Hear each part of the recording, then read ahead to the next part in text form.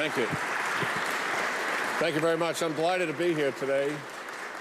35 years ago, a very determined minority pushed aside a majority in Iran.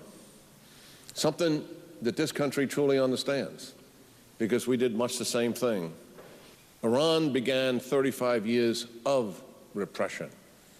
They have shackled ideas, they have shackled people, they have killed them, and they have imprisoned them by the tens of thousands over 35 years. So they blew up our barracks in Lebanon, they blew up our embassy, they blew up our annex, they blew up our barracks in Saudi Arabia, and guess what? After that, a Republican and a Democratic president withdrew. We moved out. And then when we came to Iraq, that was something they could not stand. Afghanistan, they would permit. An impoverished country struggling to maintain any kind of life beyond the survival level of life, not a particularly influential country, but Iraq was something they could not stand. They trained Shia militia using Hezbollah battalion commanders out of Lebanon to do it at 2 training bases in Iran. Their engineers and scientists developed an advanced IED, and they instructed the militia that they trained to only use this IED, this improved explosive device, against Americans. Do not waste it on Iraqi security forces. They gave them advanced rockets and mortars, money and influence, and some of their leaders went forward with them.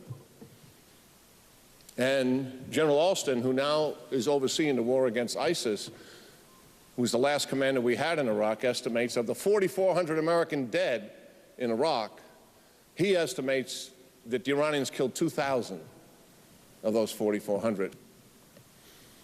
This is a rogue state by any definition of the term. And this is why it's in our national interest for them, this state, this repressive state, not to have a nuclear weapon. They want a nuclear weapon for what reason? To preserve the regime. It guarantees the preservation of the regime. And what the Iranians will do is use that weapon geopolitically to influence their strategic objectives in the region.